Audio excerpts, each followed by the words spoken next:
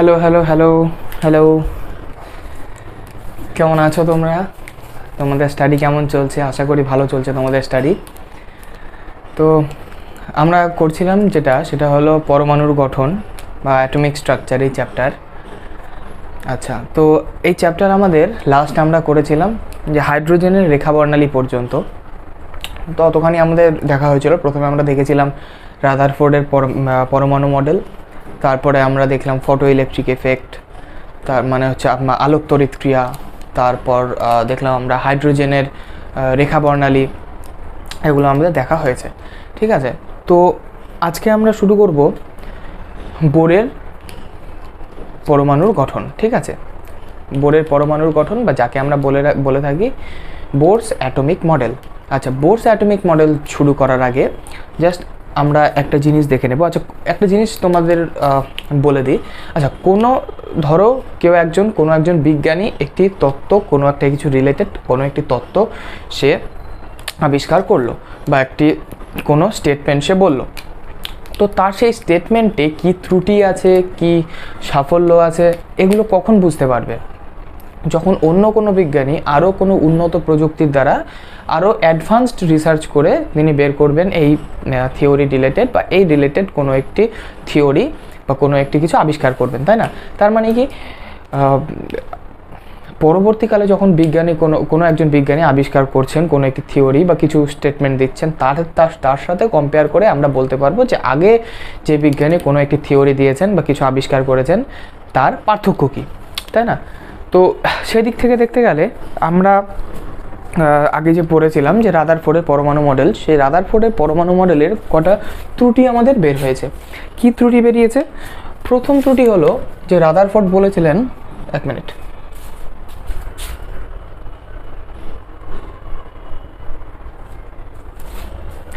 Rutherford বলেছিলেন যে এনার্জিটা কোনো একটি এক্সাইটেড ইলেকট্রন থেকে বা কোনো একটি এনার্জি আছে এমন কোনো বস্তু থেকে এনার্জি যে এমিট করে, এনার্জি যে বিকিরণ করে, সেই বিকিরিত যে শক্তিটা সেটা কিভাবে বিকিরণ করে? কন্টিনিউয়াসলি, মানে নিরবচ্ছিন্নভাবে।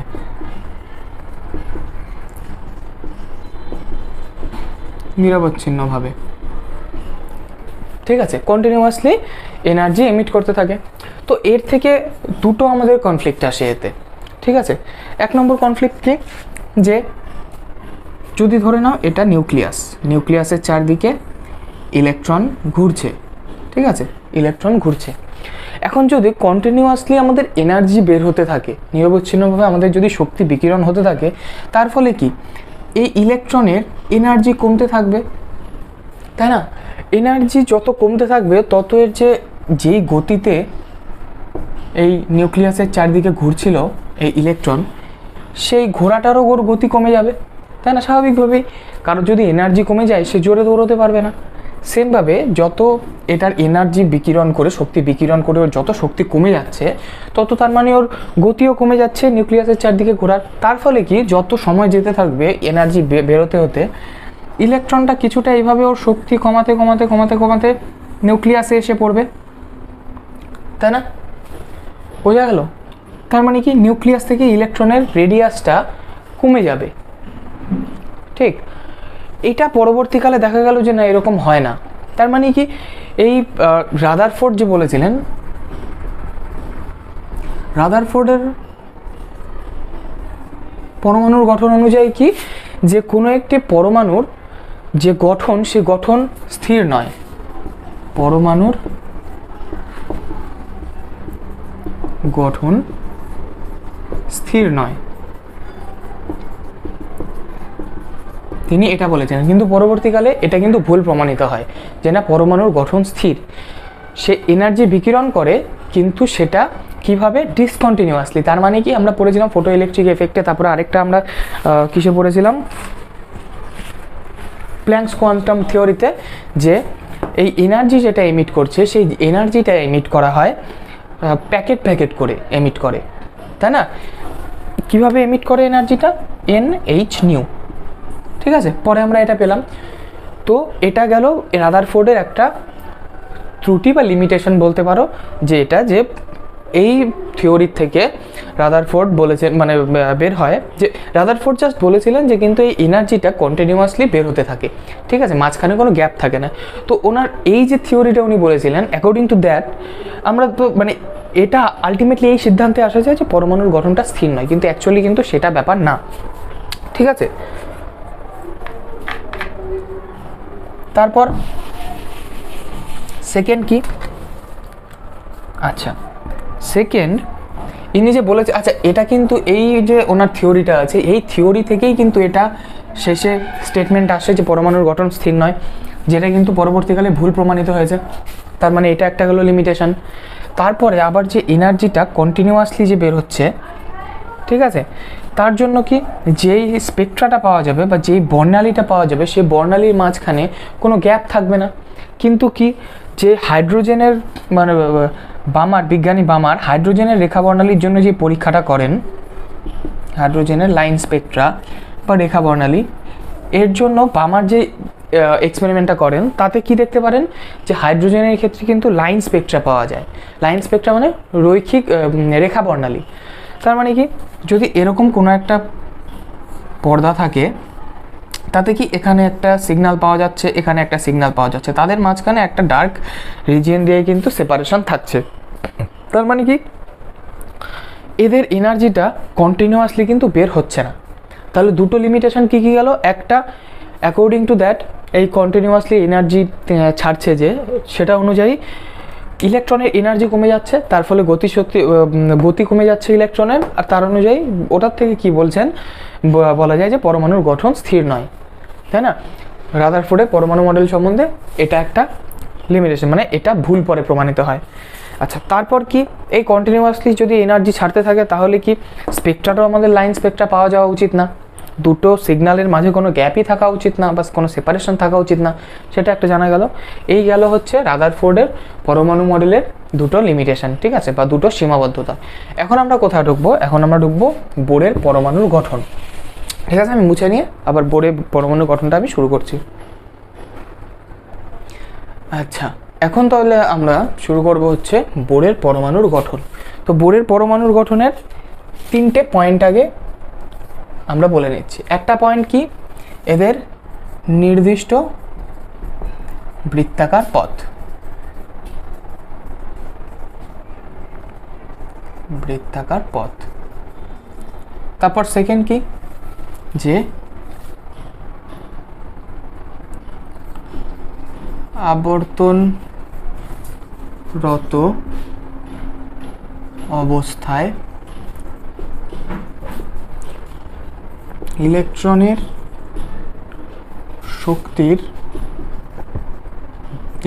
শক্তি স্থির।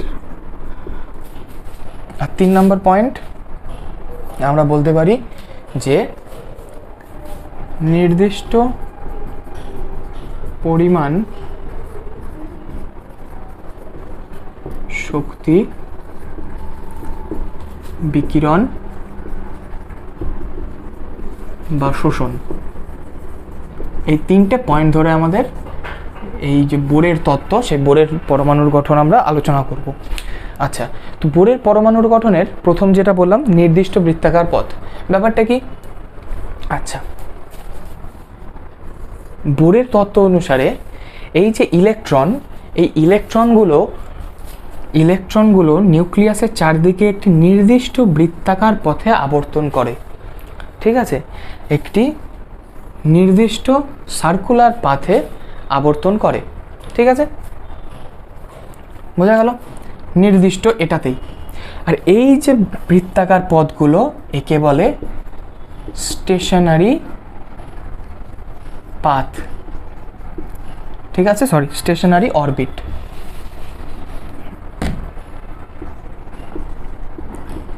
হলো, এই ইলেকট্রনগুলো নিউক্লিয়াসের চারদিকে একটি নির্দিষ্ট বৃত্তাকার পথে আবর্তন করে, বোঝা গেল। যে কোনো জায়গায় কিন্তু এই ইলেকট্রনগুলো যে কোনো জায়গায় কিন্তু ঘুরতে পারে না একটি নির্দিষ্ট বৃত্তাকার পথে। সে বৃত্তাকার পথগুলোকে কী বলে? Stationary orbit.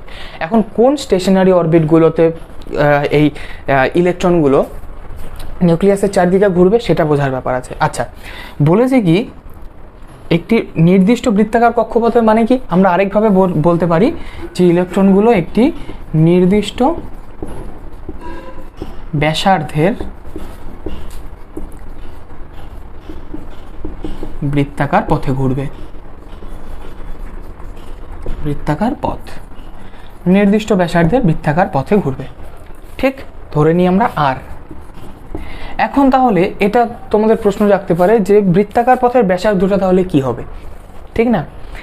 এটাকে আরও স্পেসিফিকভাবে আরও ভালো মতো কীভাবে বলা যায় যে ইলেকট্রনগুলো যেসব কক্ষপথে, ঠিক আছে ভালো মতো শুনবে, ইলেকট্রনগুলো যেসব কক্ষপথে নিউক্লিয়াসের চারদিকে ঘূর্ণনরত অবস্থায় তাদের যে ভরবেগ আছে, তাদের কৌণিক ভরবেগ, ঠিক আছে, তাদের যেসব বৃত্তাকার পথে কৌণিক ভরবেগ, কি বললাম আমি?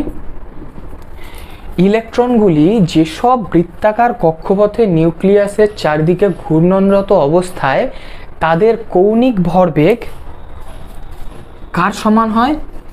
NH/2π এর সমান হয়। তার মানে কি H/2π এর পূর্ণ সংখ্যার গুণফলের সমান হয়, ঠিক আছে? যেসব, কি বললাম আরেকবার বলে দিচ্ছি, ইলেকট্রনগুলো নিউক্লিয়াসের চারদিকে যেসব বৃত্তাকার পথে ঘূর্ণনরত অবস্থায় তাদের কৌণিক ভরবেগের মান কৌণিক ভরবেগের মান NH/2π এর সমান হয়, সেসব বৃত্তাকার কক্ষপথেই একমাত্র ইলেকট্রনগুলো ঘুরবে। বোঝা গেল? তার মানে কি, ধরে নিই এই একটা কক্ষপথ আছে আমার, যেটাকে বলছি আমি স্টেশনারি অরবিট, ঠিক আছে? এই স্টেশনারি অরবিটে আচ্ছা দেখা গেল ইলেকট্রন এখানে আছে, এখানে একটা কিছুতে ঘুরছে, ঠিক আছে? এই স্টেশনারি অরবিটে ইলেকট্রনের যে কৌণিক ভরবেগ হবে, আচ্ছা কৌণিক ভরবেগকে আমরা বলি এল দিয়ে, ঠিক আছে? ইলেকট্রনের যে কৌণিক ভরবেগ হবে, দেখা গেল সেই কৌণিক ভরবেগের মান NH/2π হলো না, এর সমান হলো না, তখন কিন্তু এই ইলেকট্রন এই কক্ষপথে ঘুরবে না। ইলেকট্রন এই কক্ষপথে কেন ঘুরছে? এই যে এই কক্ষপথটাতে ইলেকট্রন কেন ঘুরছে? কারণ এই কক্ষপথে ঘূর্ণনরত অবস্থায় এই ইলেকট্রনের কৌণিক ভরবেগ NH/2π হয়, ঠিক আছে? এখন তোমাদের প্রশ্ন রাখতে পারে এন কি? এন হলো মুখ্য কোয়ান্টাম নাম্বার, মুখ্য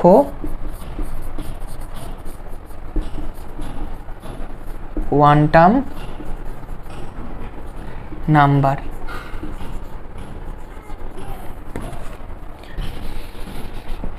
মুখ্য কোয়ান্টাম সংখ্যা, ঠিক আছে, যেটাকে বলি আমরা এন, বা আমাদের ইংরেজিতে বলে থাকে প্রিন্সিপাল কোয়ান্টাম নাম্বার।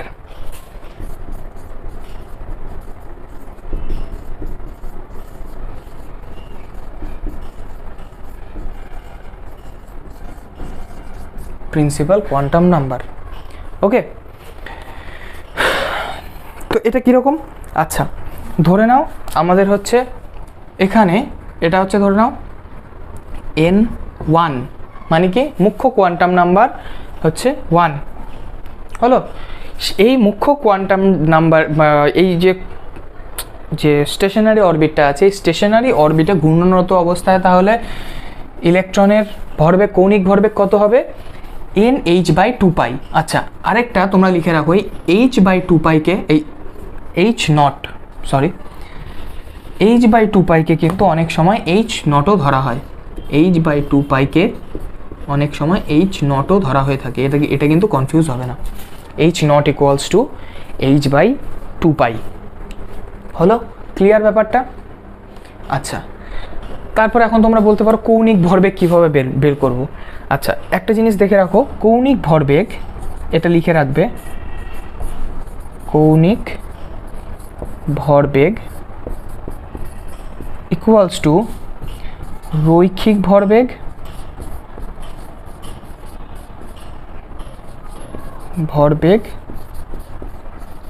গুণ বৃত্তাকার পথের ব্যাসার্ধ, বৃত্তাকার পথের ব্যাসার্ধ, ঠিক আছে। আচ্ছা হলো এটা, তাহলে আপাতত আমি এটা মুছে দিচ্ছি।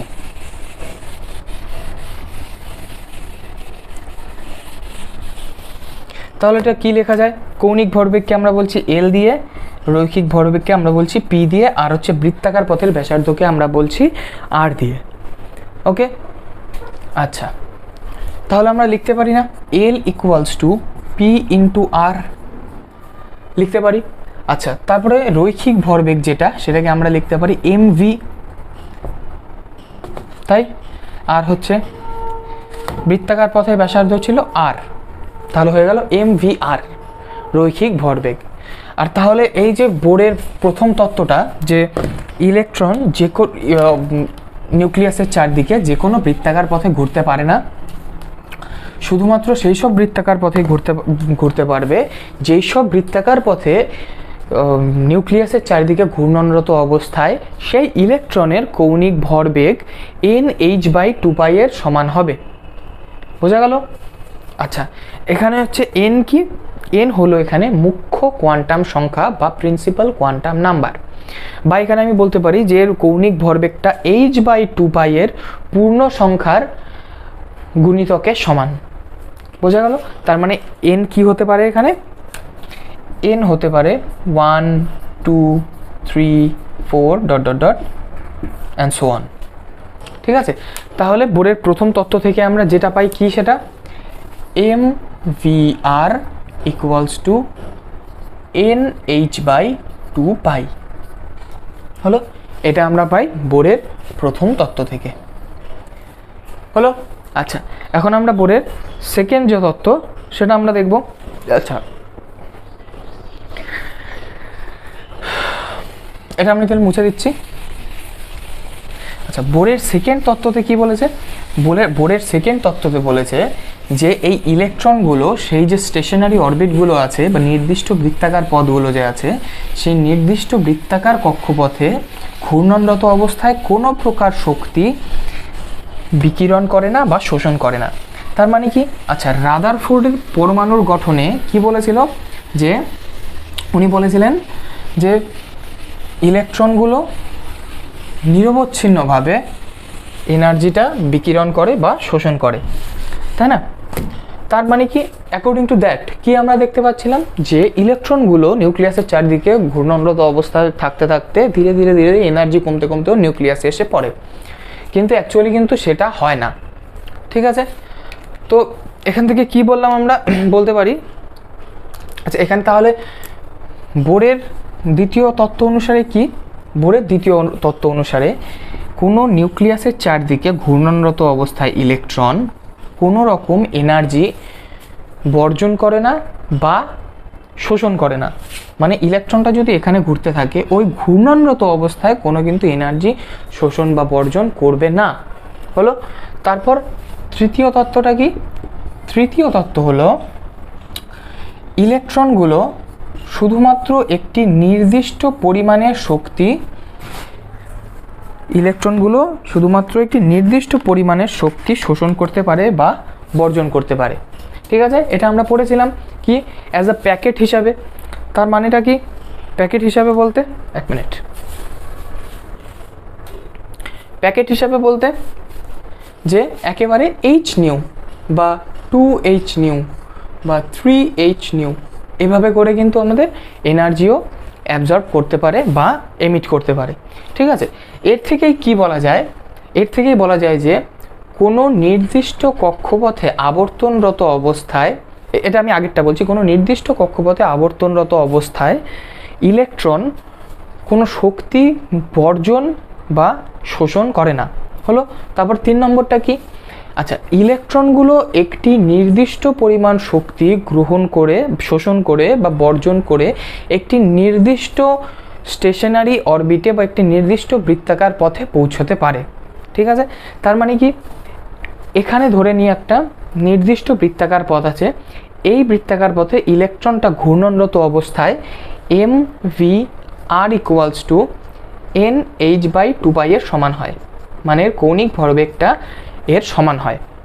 ঠিক আছে, ধরে নিই এটা N2, এটা ধরে নিই N1, ঠিক আছে, এর সমান হয়। এই যে ইলেকট্রনটা আছে, এটা মানে ইলেকট্রনটা আছে অ্যাকচুয়ালি এখানে, ঠিক আছে, এটা হচ্ছে N1টা হচ্ছে অ্যাকচুয়ালি একটা অরবিট, ঠিক আছে। এই অরবিটে ধরে নাও যে ইলেকট্রন কোনো নেই, কিন্তু N1-এ যদি ইলেকট্রন নেমে আসে, ইলেকট্রনের কৌণিক ভরবেগ কত হবে? h/2π, n = 1 বসিয়ে দিলে, ঠিক আছে। এখানে থাকা অবস্থায় ইলেকট্রনের ভরবেগ কত? কৌণিক ভরবেগ ইকুয়ালস টু 2h/2π, বা আমরা লিখতে পারি h/π, হলো। এখন দেখে নাও, এখন এখান থেকে যদি ইলেকট্রন এখানে আসতে হয়, বা এখানে আসতে হয় না, এখানেই আসবে, যদিও এইচ নিউ একটি নির্দিষ্ট অ্যামাউন্টের শক্তি, ওটা যে এইচ নিউ হতে হবে এমন কোন মানে, এটাকে পারফেক্টভাবে বলতে গেলে হয় 1 কোয়ান্টা, ঠিক আছে। আর হচ্ছে এইচ নিউ কিসের ক্ষেত্রে হয়? ফটো ইলেকট্রিক এফেক্টের ক্ষেত্রে, ঠিক আছে। তার মানে কি থার্ডের তত্ত্বটা এখানে কি বলেছে যে, আচ্ছা আরেকটা কথা বলে দিয়ে, ইলেকট্রনগুলো হায়ার এনার্জির স্টেশনারি অরবিটে যেতে পারবে, আবার লোয়ার এনার্জির স্টেশনারি অরবিটে আসতে পারবে। মানে হচ্ছে কি, ইলেকট্রনগুলো এনার্জি শোষণ করে হায়ার এনার্জির যে বৃত্তাকার নির্দিষ্ট বৃত্তাকার কক্ষপথ আছে সেটাতে যেতে পারবে, আর হচ্ছে ইলেকট্রনগুলো এনার্জি ছেড়ে দিয়ে তার থেকে কম শক্তির যে নির্দিষ্ট বৃত্তাকার কক্ষপথ আছে সেখানে আসতে পারে। আচ্ছা, বারবার আমরা এই নির্দিষ্ট বৃত্তাকার কক্ষপথ না বলে আমরা বলবো স্টেশনারি অরবিট, ঠিক আছে, বোঝা গেল? আচ্ছা, আর প্রতিটা স্টেশনারি, ওটা যে স্টেশনারি অরবিট যে একটা ফিক্সড হয়েছে, কিভাবে ফিক্সড হলো? ওই অরবিটে ইলেকট্রনগুলো আবর্তনরত অবস্থায় ওদের কৌণিক ভরবেগের মান এটার সমান হয়। বোঝাতে পারলাম? আচ্ছা, তাহলে আবার আমরা বলে নিই, তাহলে আমাদের যে তত্ত্বটা, তৃতীয় তত্ত্বটা কি?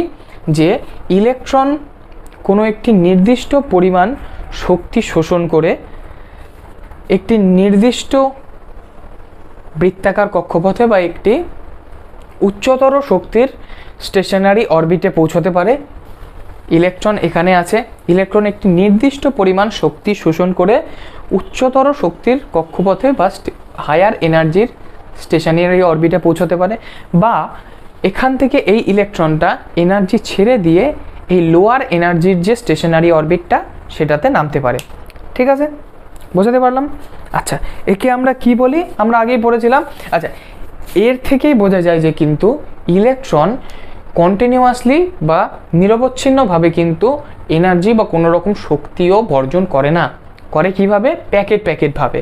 তো এটাকে আমরা বলতে পারি একটা নির্দিষ্ট পরিমাণ শক্তি ও বের করে দিয়ে এখানে এসছে, ঠিক আছে। আমরা ফটো ইলেকট্রিক এফেক্ট থেকে কি পেয়েছিলাম? যে নির্দিষ্ট পরিমাণ শক্তিটা হলো এইচ নিউ, আর এভাবে ও শক্তি বের করতে পারে, ঠিক আছে। তাহলে ডেল্টা ই ইকুয়ালস টু আমাদের কি বেরিয়েছিল ফটো ইলেকট্রিক এফেক্ট থেকে? H new.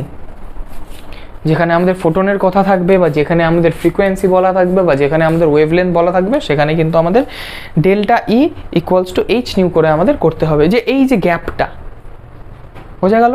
আর হচ্ছে এটাই কিসের এনার্জি ছিল? এটাই ছিল হচ্ছে ইকুয়ালস টু 1 কোয়ান্টা, এটাই ছিল 1 কোয়ান্টা, ঠিক। তাহলে 1 কোয়ান্টা, আবার আমরা 1 আইনস্টাইন বলতে কি জানি?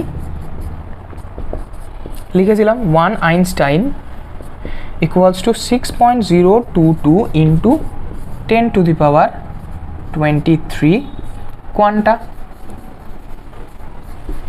ঠিক আছে। এটা হচ্ছে 1 কোয়ান্টা কি?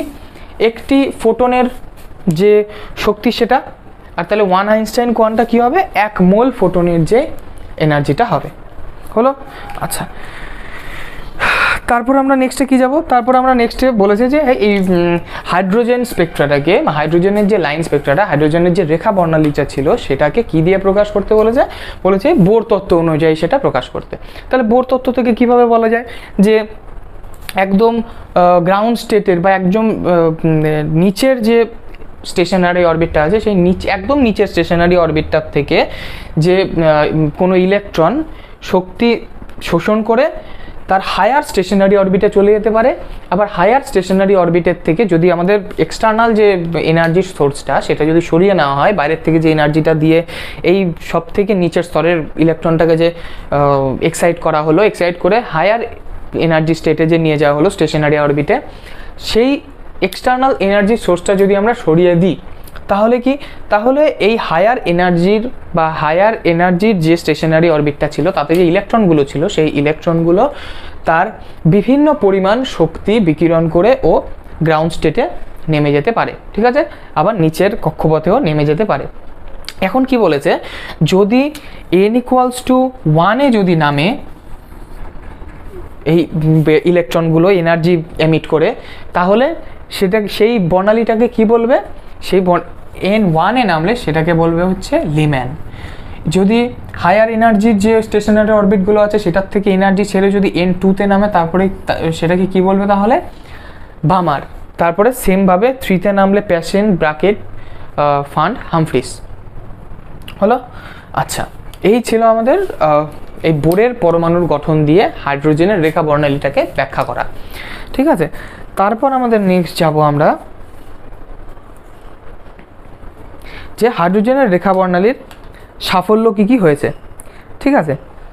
আচ্ছা, এটা সেরকম লেখার কিছু নেই, যে হাইড্রোজেনের এই যে বোরের তত্ত্বটা যে আছে, এই বোরের তত্ত্বটার থেকে আমরা ভালো ভালো কি কি জিনিস পেয়েছি।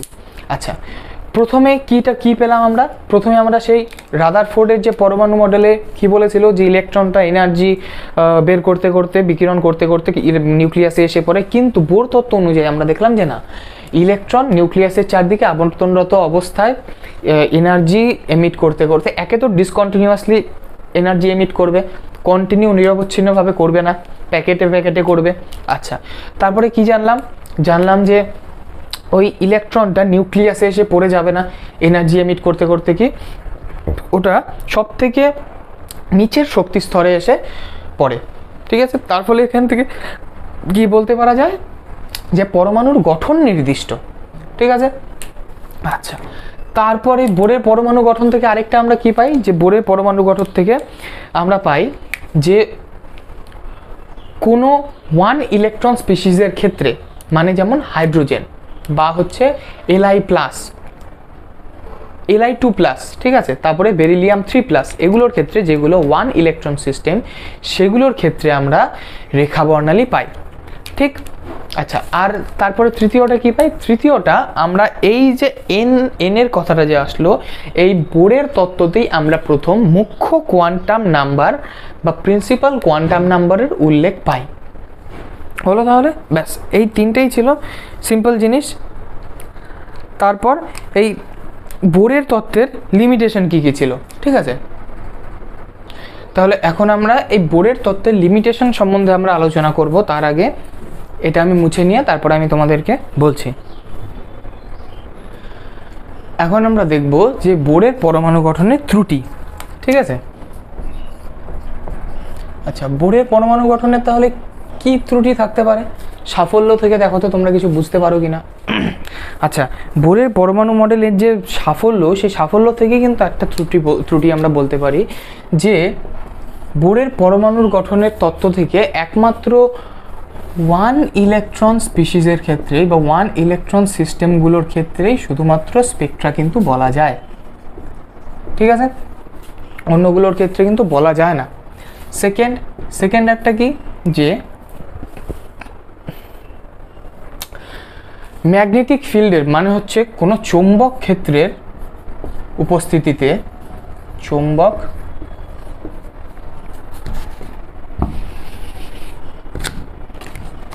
ক্ষেত্রের উপস্থিতিতে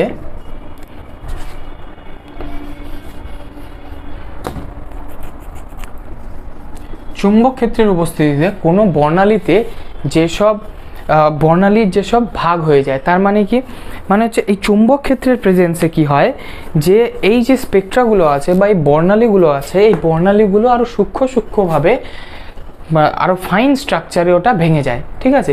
ওই যে ফাইন স্ট্রাকচারগুলো মানে যেটাকে আমরা বলতে পারি জিম্যান এফেক্ট, ঠিক আছে, ওই জিম্যান এফেক্ট, তারপরে স্টার্ক এফেক্ট, ওগুলো কিন্তু এই বোরের পরমাণু গঠনটা এক্সপ্লেন করতে পারে না। বোঝা গেল?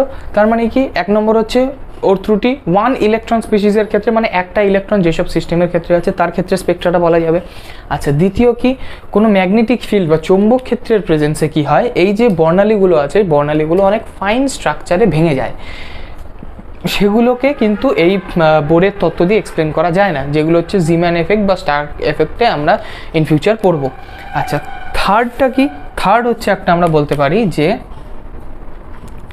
অ্যাটমের বা কোনো পরমাণুর 2D বা 3D স্ট্রাকচার ও এক্সপ্লেন করতে পারে না। বোঝা গেল? 2D বা 3D স্ট্রাকচার কিন্তু এক্সপ্লেন করা যায় না এই বোরের পরমাণুর গঠনের তত্ত্ব দিয়ে। আচ্ছা, থার্ডটা হচ্ছে খুব ইন্টারেস্টিং, সরি ফোর্থটা খুব ইন্টারেস্টিং, যে আমরা কি জানি বোরের পরমাণুর গঠনের থেকে প্রথম তত্ত্বটা থেকেই আমরা পাই VMVR ইকুয়ালস টু NH/2π। এর থেকে আমরা কি দেখতে পাচ্ছি, যে ইলেকট্রন যে স্টেশনারি অরবিট বা নির্দিষ্ট বৃত্তাকার কক্ষপথে যে নিউক্লিয়াসের চারদিকে আবর্তন করছে, সেই কক্ষপথের আমরা দৈর্ঘ্যটা ব্যাসার্ধটা জানতে পারি, আমরা আর এর ভ্যালুটা পেতে পারি। আর হচ্ছে এর যে কৌণিক ভরবেগ বা কৌণিক ভরবেগ জেনে গেলেই তো আমরা ভরবেগ জেনে যাব।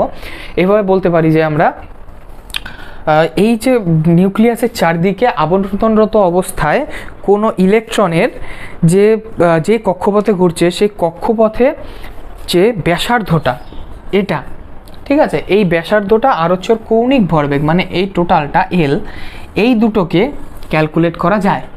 ঠিক আছে, কার অনুযায়ী, অ্যাকর্ডিং টু বোরস অ্যাটমিক থিওরি।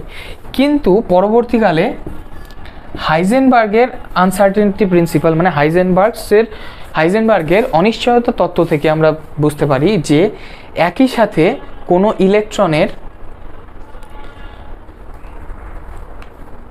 ভরবেগ আর হচ্ছে তার পজিশনকে আমরা কিন্তু ক্যালকুলেট করতে পারবো না। তার মানে কি বোঝা গেল এখান থেকে? এটা কে বললো? বোরের তত্ত্ব অনুযায়ী কি, বোরস মডেল। বোরের তত্ত্ব অনুযায়ী তাহলে কি হলো? বোরের তত্ত্ব অনুযায়ী এই ইলেকট্রনগুলো নিউক্লিয়াসের চারদিকে যেই নির্দিষ্ট কক্ষপথটায় ঘুরে চলেছে, সেই কক্ষপথের কিন্তু কৌণিক ভরবেগ আর হচ্ছে সেই কক্ষপথের ব্যাসার্ধ নির্ণয় করা যায়। কিন্তু পরবর্তীকালে অ্যাকর্ডিং টু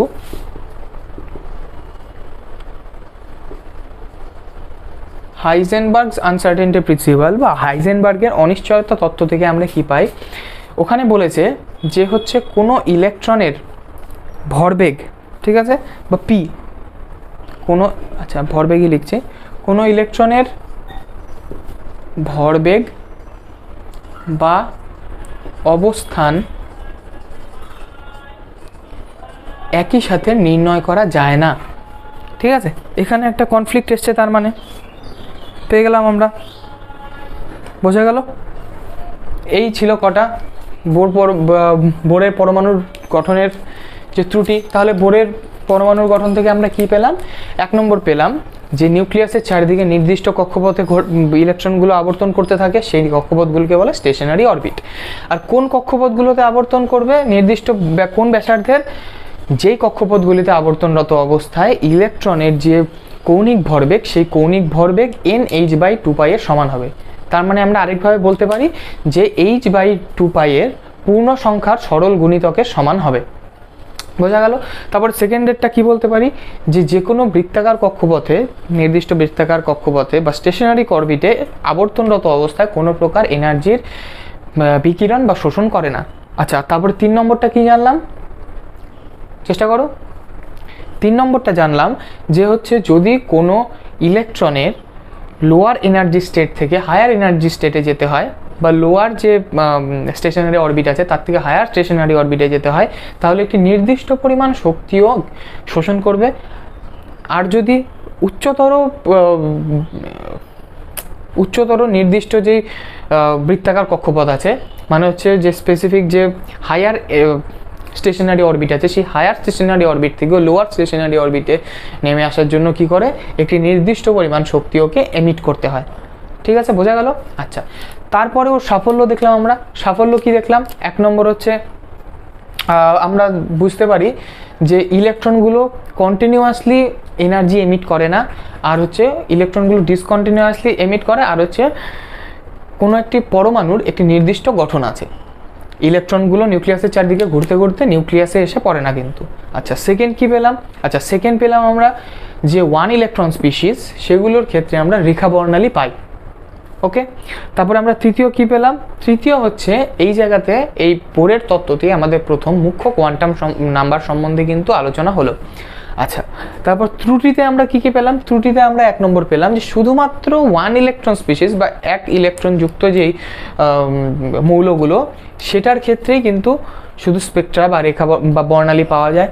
তারপরে কি কোনো চৌম্বক ক্ষেত্রের উপস্থিতিতে সেই বর্ণালীগুলো যেই আরও সূক্ষ্ম সূক্ষ্ম বর্ণালীতে যে ভাগ করে যায়, সেগুলোর আমরা এক্সপ্লেনেশন পাই না। তারপরে কি অ্যাটমের 2D বা 3D স্ট্রাকচার আমরা এই বোর তত্ত্ব এক্সপ্লেন করতে পারে না।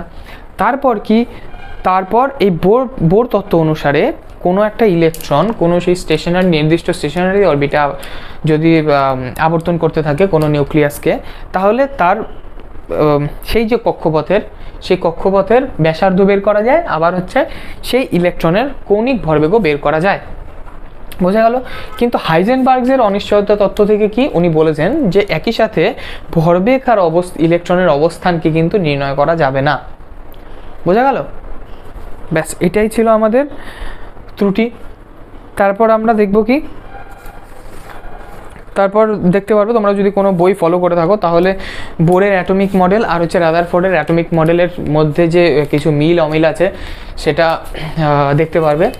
আর হচ্ছে এখানে সব থেকে ইম্পর্টেন্ট হচ্ছে কিন্তু পার্থক্যগুলো। তাহলে পার্থক্যগুলো কোথায় কোথায় আসবে সেটা আমরা দেখে নেব। আমি মুছে নিই আগে।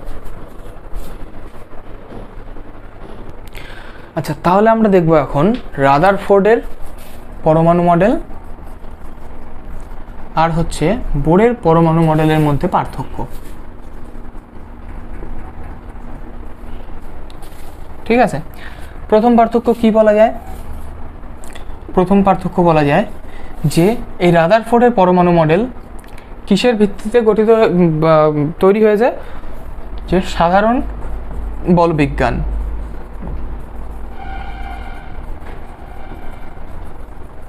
বা বলতে পারি আমরা ক্লাসিক্যাল মেকানিক্স।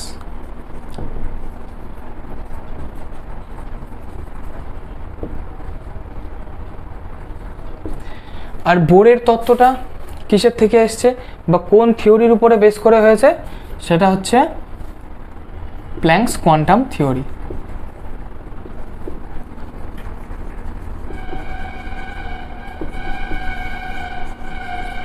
হলো। তারপর সেকেন্ডের কি বলা যেতে পারে? রাদারফোর্ডের ত্রুটি ধার থেকেই বলা যেতে পারে যে রাদারফোর্ডের যে পরমাণু মডেল, রাদারফোর্ডের পরমাণু মডেল অনুসারে ইলেকট্রনগুলো নিউক্লিয়াসের চারদিকে যে কোনো বৃত্তাকার কক্ষপথে আবর্তন করতে পারে। বৃত্তাকার কক্ষপথে আবর্তন করতে পারে। কিন্তু বোরের সূত্রানুসারে কি, বোরের তত্ত্ব অনুসারে যে কোনো বৃত্তাকার পথে আবর্তন করতে পারে না। যেসব বৃত্তাকার পথে আবর্তনরত অবস্থায় ইলেকট্রনগুলির কৌণিক ভরবেগ NH/2π এর সমান হয়, যেখানে n হলো প্রিন্সিপাল কোয়ান্টাম নাম্বার বা মুখ্য কোয়ান্টাম নাম্বার। ঠিক আছে। আচ্ছা, থার্ডেরটা কি? থার্ডেরটায় যে রাদারফোর্ডের পরমাণু মডেল অনুসারে, আচ্ছা রাদারফোর্ডের পরমাণু মডেল অনুসারে উনি কি বলেছিলেন যে কোনো আবর্তনরত অবস্থায় ইলেকট্রন শক্তি বা এনার্জি শোষণ বা বর্জন করে। কিভাবে বর্জন করে? কন্টিনিউয়াসলি বা নিরবচ্ছিন্নভাবে। আর হচ্ছে বোরের তত্ত্ব থেকে কি পাই আমরা? বোরের অ্যাটমিক মডেল থেকে আমরা পাই, অ্যাটমিক স্ট্রাকচার থেকে আমরা পাই যে এনার্জি বা শক্তি হচ্ছে কি ডিসকন্টিনিউয়াসভাবে বা বিচ্ছিন্নভাবে বিকিরণ বা শোষণ হয়, বিচ্ছিন্নভাবে শক্তির বিকিরণ বা শোষণ হয়। হলো, তারপরেরটা আমরা কি পাই?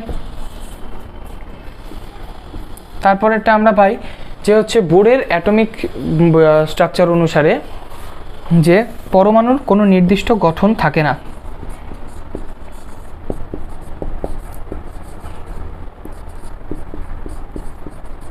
নির্দিষ্ট গঠন থাকে না, ঠিক আছে, পরমাণুর কোনো নির্দিষ্ট গঠন থাকে না, কিন্তু বোরের তত্ত্ব থেকে কি পাই আমরা? যে না, গঠন নির্দিষ্ট। হলো, আর কি পার্থক্য পাই? চেষ্টা করো। যে রাদারফোর্ডের পরমাণু মডেল থেকে আমরা কি পাই? যে হাইড্রোজেন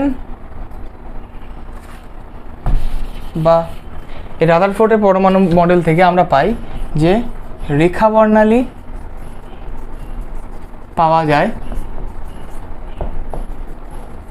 পাওয়া যায় কিন্তু এক্সপ্লেন করা যায় না, পাওয়া যায় কিন্তু এক্সপ্লেন হয় না। কিন্তু সেক্ষেত্রে কি বোর তত্ত্ব থেকে আমরা রেখা বর্ণালীর এক্সপ্লেনেশন পাই। কিভাবে হয়? রেখা বর্ণালীর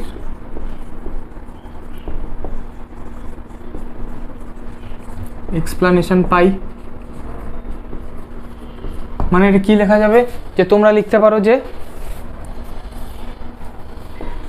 কি পদ্ধতিতে রেখা বর্ণালী পাওয়া যায় বা কেন রেখা বর্ণালী পাওয়া যায় হাইড্রোজেনের ক্ষেত্রে, সেটা কিন্তু ব্যাখ্যা করা যায়।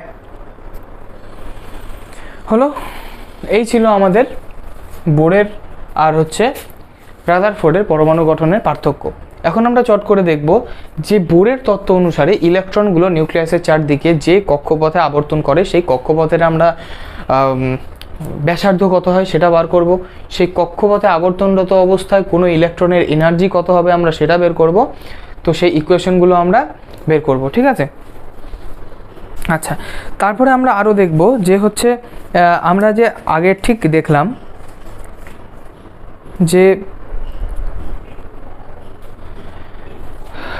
ওই হাইড্রোজেনের রেখা বর্ণালীর ক্ষেত্রে বিভিন্ন সব থেকে নিচে যদি n = 1 নামে তাহলে কি, মানে বিভিন্ন সারিগুলোর যে আমরা পেলাম সেই বিভিন্ন সারিগুলোর ক্ষেত্রে রিডবার্গ যে কনস্ট্যান্ট আছে সেই রিডবার্গ কনস্ট্যান্টের এক্সপ্রেশন কি হবে বা হচ্ছে বিভিন্ন যে ওই এক্সপ্রেশনগুলো সেগুলো আমরা দেখব, ঠিক আছে? আচ্ছা, তাহলে এখন আমরা দেখব যে হাইড্রোজেন অ্যাটম এর nth স্টেশনারি অরবিট এর ব্যাসার্ধ, ঠিক আছে? হাইড্রোজেন অ্যাটমের nth স্টেশনারি অরবিটের ব্যাসার্ধের যে এক্সপ্রেশনটা সেটা আমরা কিভাবে বের করব। আচ্ছা, প্রথম থেকে তাহলে আমরা দেখি যে ধরে নিই এটা নিউক্লিয়াসের চারদিকে একটা বৃত্তাকার কক্ষপথে ঘুরছে একটা ইলেকট্রন। এই ইলেকট্রনের ডিস্টেন্স হচ্ছে r, বোঝা যাচ্ছে? একটা ইলেকট্রন আর কি গতিতে ঘুরছে? কি গতিতে ঘুরছে? v। ধরে নিই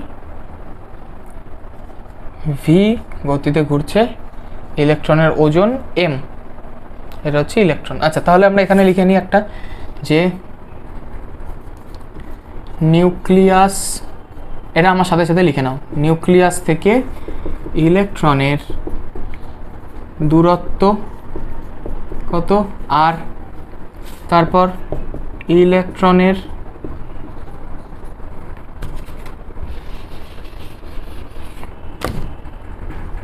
ভর m, হলো? এখানে সাথে লিখে নিই ইলেকট্রনের গতিবেগ ভি, ঠিক আছে। আচ্ছা, এই ইলেকট্রনের এই নিউক্লিয়াসের চারদিকে ইলেকট্রন যদি ঘুরতে থাকে, মানে হচ্ছে কোনো একটি দড়িতে পাথর বেঁধে যদি আমরা পাথরটাকে ঘুরাই, তাহলে কি পাথরটা বাইরের দিকে ছিটকে যাওয়ার একটা বল প্রয়োগ করবে, ঠিক আছে। এই ইলেকট্রনটা বাইরের দিকে ছিটকে যাওয়ার একটি বল প্রয়োগ করবে। আরেকটা বল কি থাকবে, এই নিউক্লিয়াসটা ইলেকট্রনকে নিজের দিকে টেনে রাখার ক্ষমতা, একটা হচ্ছে এদিকে বল প্রয়োগ করবে, ঠিক আছে, বোঝা গেল। তাহলে যেটা বাইরের দিকে বল প্রয়োগ করবে সেটাকে কি বলবো আমরা, সেটাকে বলবো সেন্ট্রিফিউগাল ফোর্স বা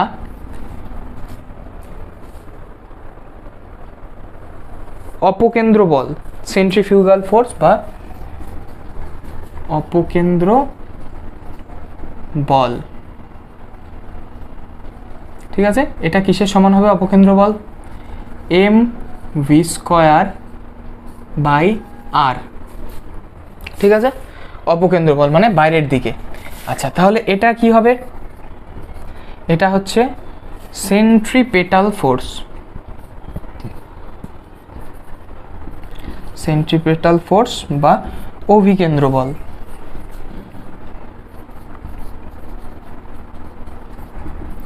আচ্ছা, তাহলে অভিকেন্দ্র বলের ভ্যালুটা কি হবে, নিউক্লিয়াসটা ইলেকট্রনকে যেই বল দিয়ে টানবে, তাহলে কি হবে জেড ই স্কয়ার বাই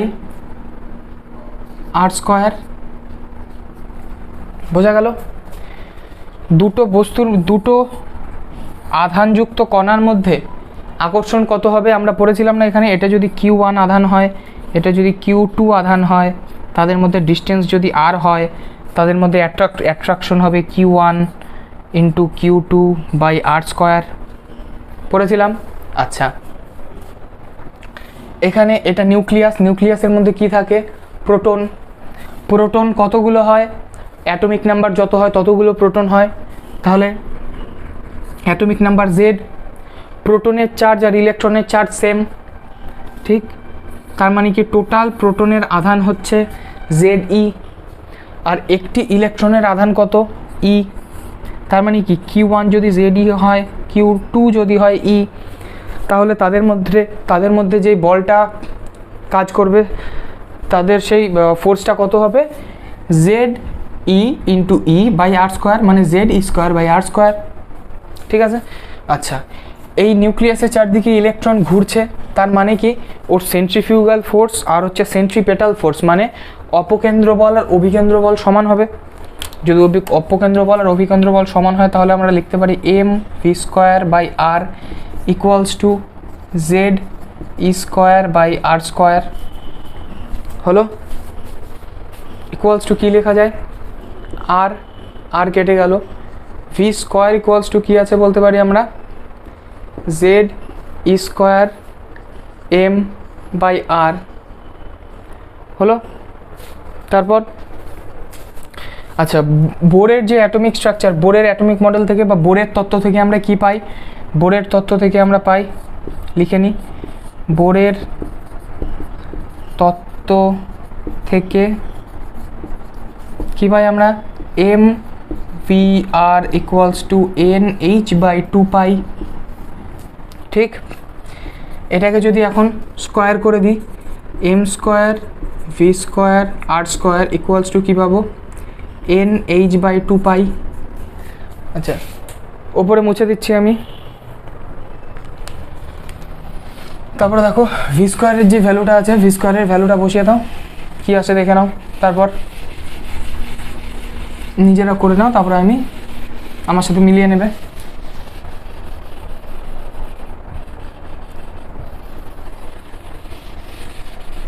ঠিক আছে। আচ্ছা, তাহলে এখানে ভি স্কোয়ারের ভ্যালুটা বসালে কি হয় দেখো,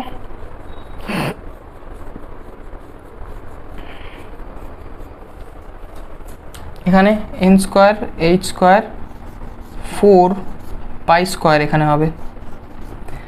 তাহলে যদি আমরা এটাকে ধরি 1, এটাকে যদি ধরি 2, ভি স্কোয়ারের ভ্যালুটা এখানে বসিয়ে দিলে আমরা কি পাবো? আচ্ছা দেখি আমরা আগে, আচ্ছা আমরা আর স্কোয়ার ইকুয়ালস টু লিখে নিচ্ছি, R square equals to N square H square by 4 pi square নিচে এম স্কোয়ার ভি স্কোয়ার। তাহলে ভি এর ভ্যালুটা যদি আমরা বসিয়ে দিই কী পাবো? N square H square by 4 pi square M square Z square M, আচ্ছা এক minute, Z square square M square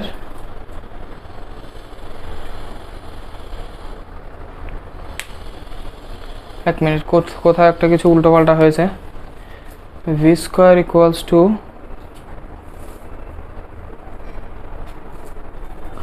M square V square by R square. এক সেকেন্ড, এই তো আগেই একটা আমাদের মিস্টেক হয়ে গেছে। এখানে কি করেছে, ভি স্কোয়ার ইকুয়ালস টু তাহলে Z square by R into M হবে, Z square by R into M হবে, তাই বলছি মিলছে না। তাহলে এখানে যদি আমি ভি স্কোয়ারের ভ্যালু বসিয়ে দিই, জেড স্কোয়ার ওপরে চলে যাবে এম আর, ঠিক আছে। তাহলে হচ্ছে এখানে এম স্কোয়ার কেটে দিলাম, একটা এম কেটে যাবে, আর হচ্ছে তাহলে কি হবে, R square equals to N square H square R by 4 pi square M Z square. তাহলে এখানে আর আর কেটে যাবে, তাহলে nth স্টেশনারি অরবিটের রেডিয়াস কত হবে, ব্যাসার্ধ N square H square by 4 pi square M Z square. এটা হলো রেডিয়াস, ঠিক আছে। এটা কিন্তু মনে রাখতে হবে, N square H square by 4 pi square M Z square হলো তাহলে। আচ্ছা এটাকে আমি নিচের পোর্শনটা মুছে দিচ্ছি।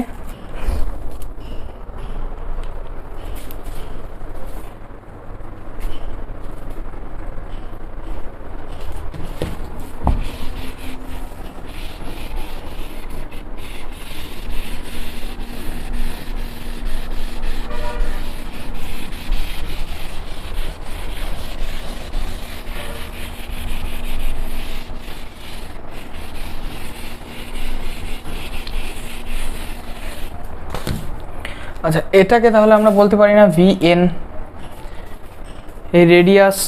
আর আচ্ছা এখানে একটা ভালো মতো দেখবে, আর এন যে আছে এখানে, আর এন এখানে কোনটা কোনটা ভ্যারি করবে। জেড এইচ প্ল্যাঙ্কস কনস্ট্যান্ট নির্দিষ্ট একটা ভ্যালু আছে, এম মাস অফ ইলেকট্রন নির্দিষ্ট একটা ভ্যালু আছে, ই ইলেকট্রনের চার্জ অফ ইলেকট্রন ওটার একটা নির্দিষ্ট ভ্যালু আছে, আর এটা তো কনস্ট্যান্ট, তাহলে ভ্যারি করছে কার উপরে, এন আর হচ্ছে জেড। আচ্ছা যদি আমরা এই এন আর জেডটাকে যদি অ্যাজ ইট ইজ রেখি, এগুলো যদি সব আমরা ভ্যালু বসিয়ে দিই, তাহলে তোমরা ভ্যালু বসিয়ে দেখতে পারো ওগুলো সিজিএসএ বা এসআইতে যে কোনো কিছুতে। এখানে আমরা পাবো, এটাকে ডিরেক্ট মনে রাখতে পারো, 0.529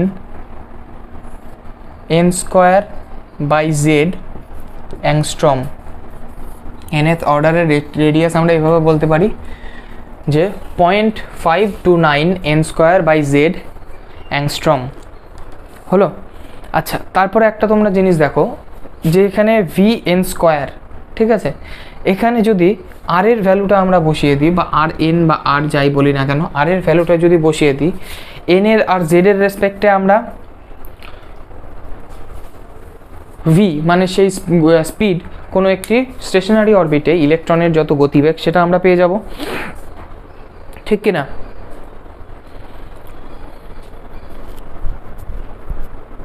তাহলে দেখি আমরা বসিয়ে, হ্যাঁ ভি স্কোয়ার ইকুয়ালস টু কি পাচ্ছি,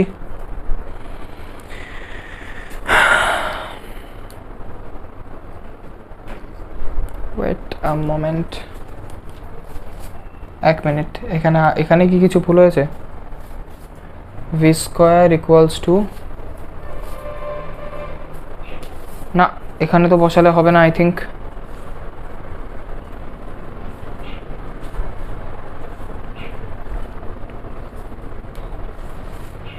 আচ্ছা, বোরের তত্ত্বতে গিয়ে আমাদের বসাতে হবে। তার মানে আমরা বোরের তত্ত্ব থেকে কি পাই? M V R equals to N H by 2 pi, তাই তো? আচ্ছা, শুরুতে আমরা যেটা করি, এটা কিসের থেকে পেয়েছিলাম আমরা? এটাতে বসালে হবে না। শুরুতে আমরা সেন্ট্রিফিউগাল ফোর্স আর সেন্ট্রিপেটাল ফোর্স মানে হচ্ছে যেটা অভিকেন্দ্র বল আর অপকেন্দ্র বল, এই দুটোকে আমরা সমান করে পেয়েছিলাম। কি পেয়েছিলাম? M V square by R equals to Z E square by R square. এখান থেকে আমরা ভি স্কোয়ারের ভ্যালুটা বের করেছিলাম। বের করে আমরা কোথায় বসিয়েছিলাম আমি এটা রিক্যাপ করিয়ে দিচ্ছি। ই স্কোয়ার বাই এম আর, এখান থেকে ভি স্কোয়ারের ভ্যালুটা বের করে আমরা বসিয়েছিলাম মেইন যে আমাদের ফর্মুলা বোরের অ্যাটমিক স্ট্রাকচার থেকে আমরা পাই এন জেড বাই 2 পাই, এটাতে বসিয়েছিলাম। ঠিক আছে, এটাতে আমরা ভি স্কোয়ারের ভ্যালুটা বসিয়ে আমরা আর পাই, তাহলে এটাতে আমরা আর স্কোয়ারের ভ্যালু বসিয়ে দিয়ে আমরা বোরের অ্যাটমিক স্ট্রাকচার থেকে আমরা ইয়েটা পেয়ে যাব, গতিটা পেয়ে যাব। বুঝতে পারলাম? দুটো প্রথমে আবারও বলে নিচ্ছি, আমি এই রেডিয়াসটা বের করার ক্ষেত্রে কি করলাম, এই যে অভিকেন্দ্র বল আর অপকেন্দ্র বল ওখান থেকে ভি স্কোয়ারের ভ্যালুটা বের করে আমরা এখানে এই বোরের তত্ত্বতে আমরা কিন্তু ফেললাম। ঠিক আছে, বোরের তত্ত্বতে ফেলার পরে আমরা রেডিয়াসটা পেয়ে গেলাম এন আর হচ্ছে জেডের রেসপেক্টে। তারপরে আবার এই রেডিয়াসটা আমরা এই বোরের তত্ত্বতেই কিন্তু ফেলবো, এটাতে ফেললে কিন্তু হবে না, বোরের তত্ত্বতেই আমাদের ফেলে দেখতে হবে যে কি আসছে। তাহলে আচ্ছা, এই ভি স্কোয়ারেরটা বোরের তত্ত্বতে ফেলে আমরা এন আর ইকুয়ালস টু এটা পেয়েছিলাম। তাহলে যদি এখানে এন আর এর ভ্যালুটা যদি আমরা বসিয়ে দিই, তাহলে ভি এর ভ্যালু, তার মানে ভি এন যদি আমরা বলতে যাই 2h by N H by 2 pi M R N, এভাবে যদি আমরা বলি, আর এর ভ্যালুটা এখানে বসিয়ে দিলে N H by 2 pi M N square H square 4 pi square M Z square. ঠিক আছে, কোথায় বসালাম আবারও বলছি, এই আর এর ভ্যালুটা কিন্তু আমরা বসাবো আবার বোর তত্ত্বে। ঠিক আছে, বোর তত্ত্বের থেকে যেটা পাই, তাহলে কেটে গেল 2 এম এম, একটা একটা করে কেটে যাবে। তাহলে আমরা কি পাবো? 2 pi Z square by N M N H, 2 pi Z square by N H, এটা পাচ্ছি, তাই তো?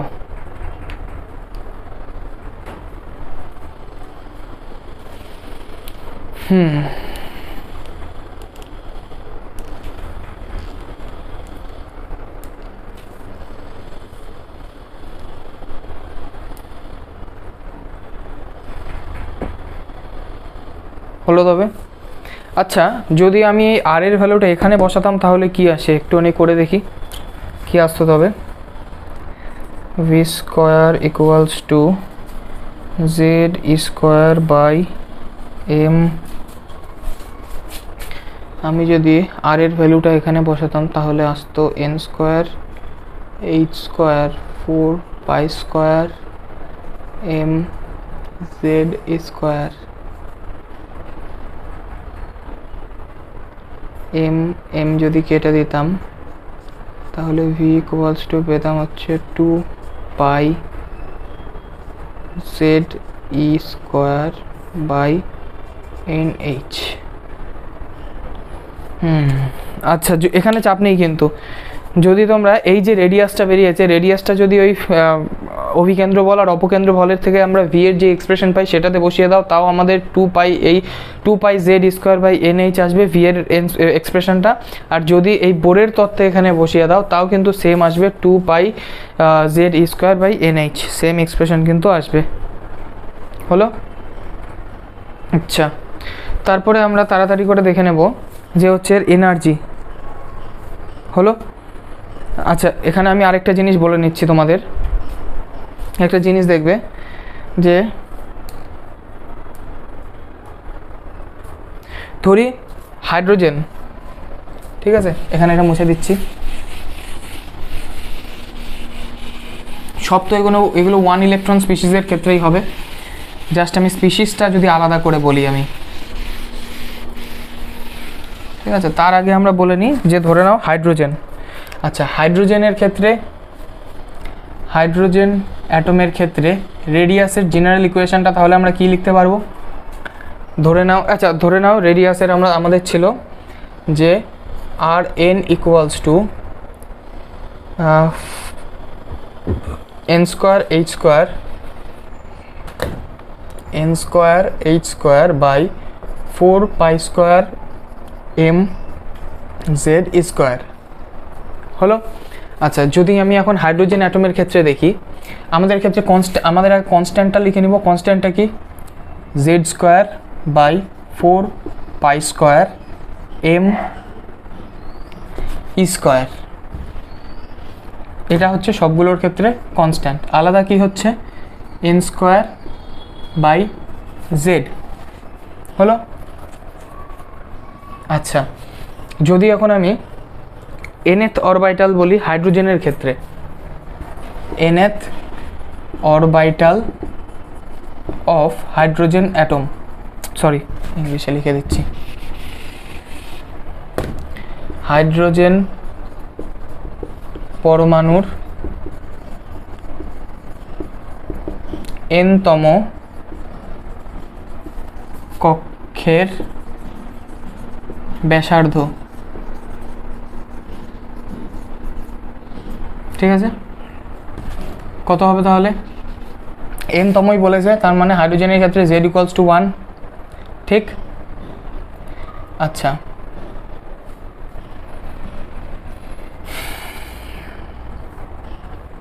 হাইড্রোজেনের ক্ষেত্রে z = 1, তাহলে h এর ক্ষেত্রে আমরা বলতে পারি আর h = আসবে 4π² me n²।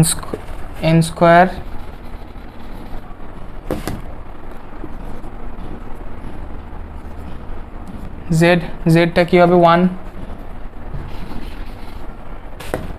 জেডটা হবে 1। তাহলে কি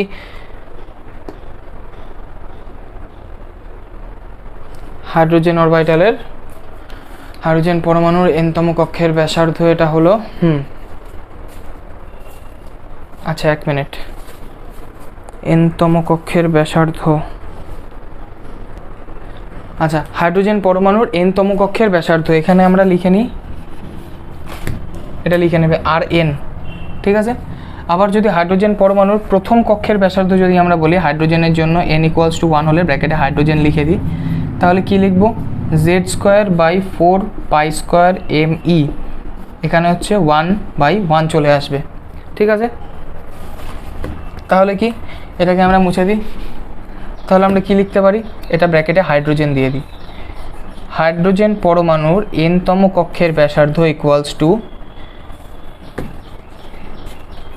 এর জায়গায় আমরা এই যে ফার্স্ট স্টেশনারি অরবিট n = 1 যখন হবে হাইড্রোজেনের ক্ষেত্রে, তার রেডিয়াসটা আমরা জানি। তাহলে যদি আমরা এই রেডিয়াসটা এক্সচেঞ্জ করে বসিয়ে দিই তাহলে কি আসবে? এ আর n = 1 h আর হচ্ছে এখানে n²। এটা হচ্ছে শুধুমাত্র হাইড্রোজেনের জন্য, ঠিক আছে। এটা হচ্ছে শুধুমাত্র কার জন্য? হাইড্রোজেন অ্যাটমের জন্য। হলো? এটা লিখে নাও, তারপরে মুছে নিয়ে আমরা আরেকটা জিনিস দেখব, এটা মাথায় রাখবে, ঠিক আছে। এটা কি হলো তাহলে? হাইড্রোজেন পরমাণুর প্রথম কক্ষের ব্যাসার্ধ, হাইড্রোজেন পরমাণুর প্রথম কক্ষের ব্যাসার্ধ, বা এখান থেকেও বলতে পারো প্রথম কক্ষ n = 1 হয়ে যাবে, z = 1 হয়ে যাবে, তাহলে হাইড্রোজেন পরমাণুর প্রথম কক্ষের ব্যাসার্ধ কত হবে? এটা = 0.529 অ্যাংস্ট্রম। ঠিক আছে?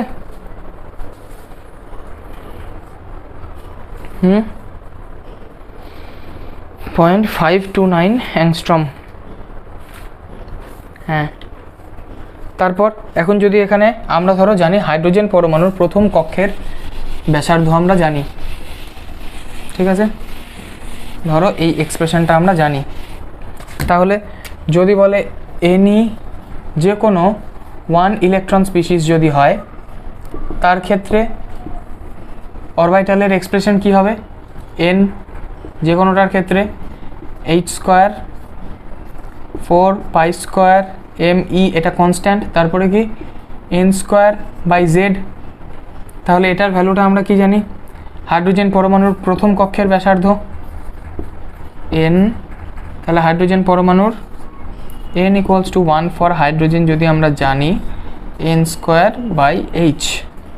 এটার থেকে আমরা যে কোনো পরমাণুর যে কোনো কক্ষপথের ব্যাসার্ধ আমরা পেয়ে যাব এক্সপ্রেশন থেকে। তাহলে Rn = এটাকে না ব্র্যাকেটে রাখবে, বা এটাকে দুটো = একসাথে আসলে কনফিউশন হয়ে চলে আসবে, তো R1 ব্র্যাকেটে h লিখে দেবে যাতে হাইড্রোজেনের প্রথম কক্ষের ব্যাসার্ধ যাতে বোঝা যায়। ঠিক আছে? তার মানে যদি আমরা হাইড্রোজেনের প্রথম কক্ষের ব্যাসার্ধ জানি, আমরা যে কোনো পরমাণুর ক্ষেত্রে, যে কোনো এই 1 ইলেকট্রন সিস্টেম পরমাণুর ক্ষেত্রে আমরা ব্যাসার্ধ বলে দিতে পারবো। বোঝা গেল? আচ্ছা, সেমভাবে আমরা যদি গতিরটা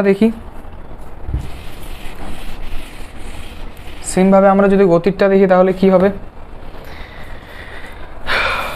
ডেরিভেশনগুলো আমি মুছে দিচ্ছি যেগুলো আমরা ডিরাইভ করেছি লিখে। আচ্ছা, তাহলে আমরা কি জানি? এটা কনস্ট্যান্ট পার্টটাকে আলাদা করব, vn = 2πe², 2πe²/h z/n। ঠিক আছে? z/n।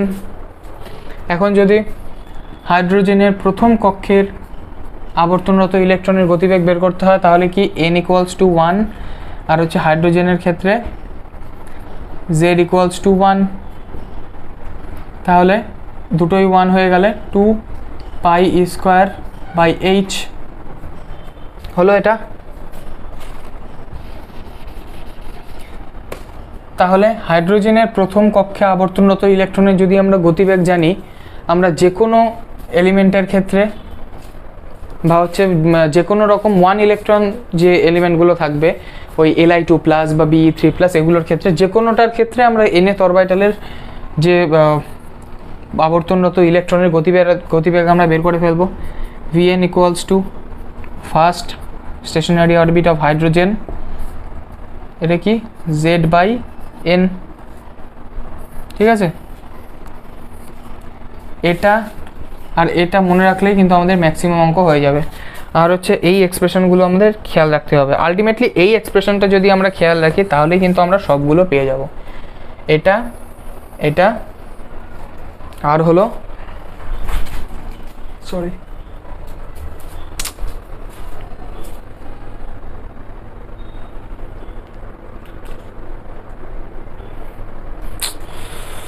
এক্সকিউজ মি,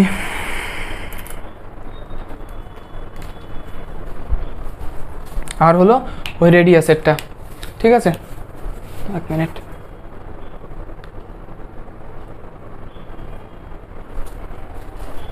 তার মানে কোনটা আমরা আরেকবার রিক্যাপ করে নিই, এগুলো সব কিন্তু লিখে নেবে।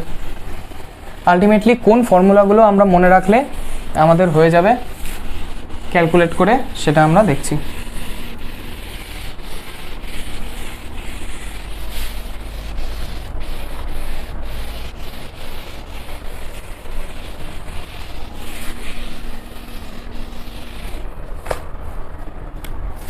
কী পেয়েছিলাম, equals to N square H square 4 pi square M Z square, এটা হচ্ছে আর এর এক্সপ্রেশন। এটা আরেকটা এক্সপ্রেশন কি জানি, 0.529 N square by Z angstrom, এটা জানি।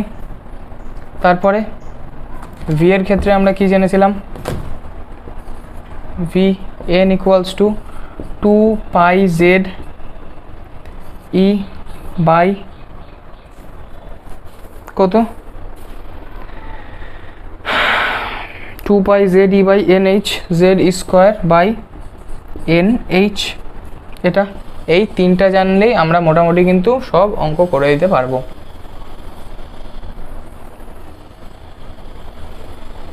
হলো, আমাদের লাস্ট বাকি থাকলো আর এনার্জি ক্যালকুলেশন আর হচ্ছে রিডবার্গ কনস্ট্যান্টের এক্সপ্রেশন বের করা। আমাদের আজকে অনেকটা দূর হয়ে গেল। তাহলে আজকে আমরা এই ক্লাসে তো এটা করলাম, এই যে বোরের তত্ত্ব অনুসারে সেই অরবিটালগুলোর ব্যাসার্ধ বের করা, সেই সব অরবিটালে আবর্তনরত অবস্থায় ইলেকট্রনগুলোর গতিবেগ বের করা। আমরা পরবর্তী ক্লাসে বের করব যে ইলেকট্রনগুলো কোনো একটি অরবিটালে যদি আবর্তন করতে থাকে, কোনো একটি স্টেশনারি অরবিটে যদি নিউক্লিয়াসকে আবর্তন করতে থাকে, সেই আবর্তনরত অবস্থায় সেই ইলেকট্রনের এনার্জি কত হবে। অ্যাকচুয়ালি যেই কক্ষপথেও ঘুরতে থাকবে সেই কক্ষপথের এনার্জিটাই হবে ইলেকট্রনের এনার্জি। তাহলে আমরা নেক্সট ক্লাসে কি দেখব, নেক্সট ক্লাসে আমরা দেখব যে ওই ইলেকট্রনের এনার্জি কত হবে, আর হচ্ছে আমরা রিডবার্গ কনস্ট্যান্টের এক্সপ্রেশন আমরা বের করব। কোনটা, এই বোরের তত্ত্ব আর হচ্ছে হাইড্রোজেনের রেখা বর্ণালী, এই দুটো কম্পেয়ার করে আমরা কিন্তু রিডবার্গের যে এক্সপ্রেশনটা সেটা আমরা বের করব। তো আজ পর্যন্ত আজকে এতখানি থাক। Stay happy, stay healthy, happy learning. Thank you.